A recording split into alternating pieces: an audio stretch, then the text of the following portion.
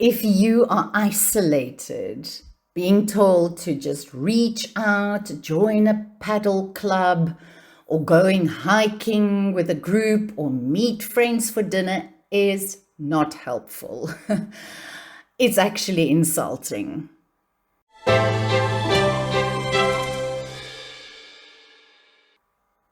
Welcome to ManSpeak. Before we get into this, like the episode, subscribe to the channel, and share it with someone who might need to hear this. Please, it helps these conversations reach the people they are meant for.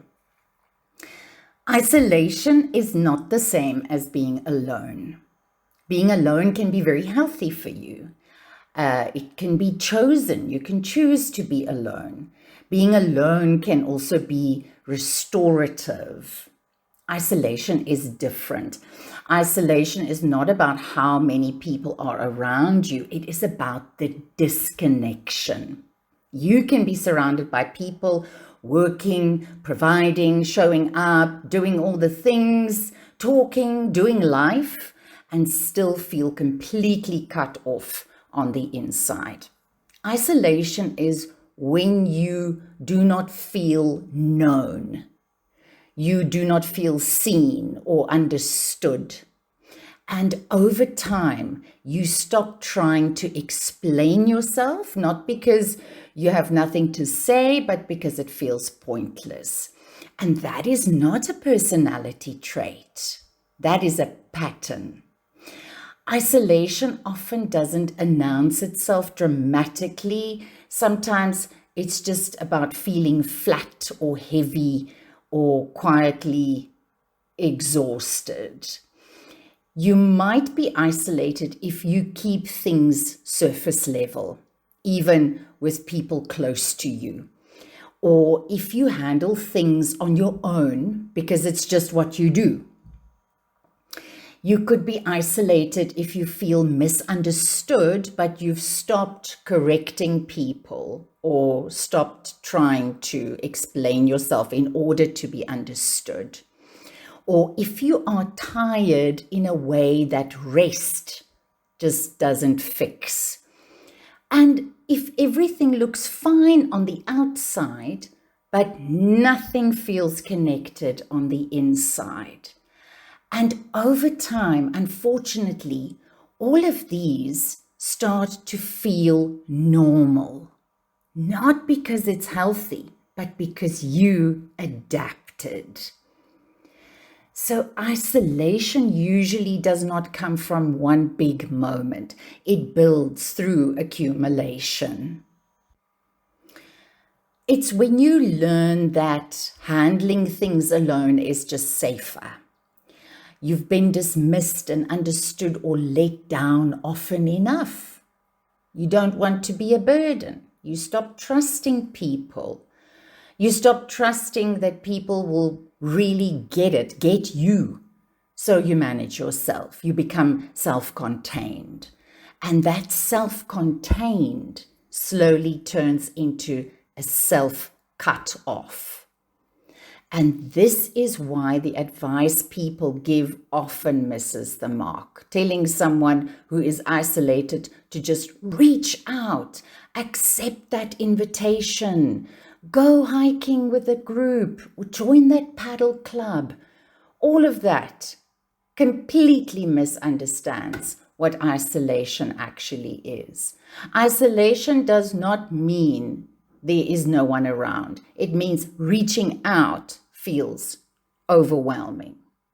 It feels exposing, or it feels too heavy, or it feels like a lot of effort for very little return. There is premise in the Bible that runs quietly all the way through, and it speaks directly to this. There's a difference between stepping away to regain clarity and withdrawing because you are carrying too much alone. Even the strongest figures in the Bible withdrew at times, Moses, Jesus, but they did not cut themselves off. They stepped back to reset, not to disconnect. And there's the big thing. Isolation is not portrayed as wisdom in the Bible. Connection is portrayed as wisdom. Okay, that's my biblical reflection for today. The point is, the issue is not solitude. The issue is disconnection. So the way out does not start with big things, with big gestures. It starts by making the move smaller. You do not open up your entire life when you're trying to get out of isolation. You don't explain everything. You offer one honest sentence. Like, I've been feeling disconnected lately. I'm carrying more than I let on. I'm more tired than I should be.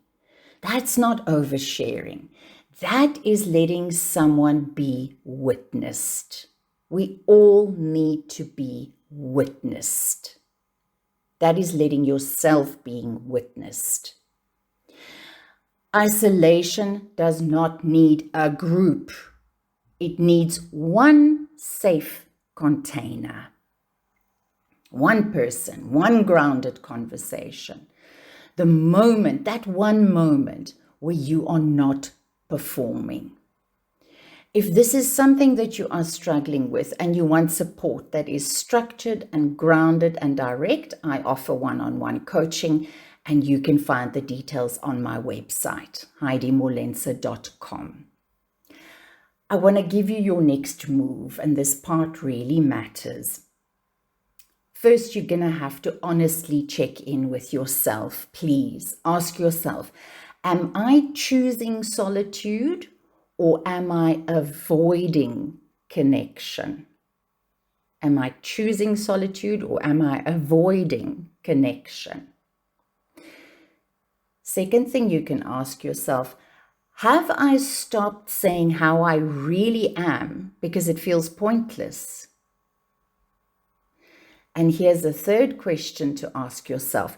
Do I carry everything internally and then call it strength? Answer that quietly. No judgment. Don't judge yourself. If you recognize yourself in this, keep the next step small. Choose one person who feels safe, not perfect, who feels safe. Offer one of those honest sentences. Please don't offer your whole story. Just one honest sentence. Let something real be seen about you with this safe person. Isolation does not break all at once. It loosens when one truthful thread is pulled. Isolation is not going to end dramatically. It's going to end quietly, one step at a time, one real step at a time. Until next time, take care. Tot volgende keer, mooi bly.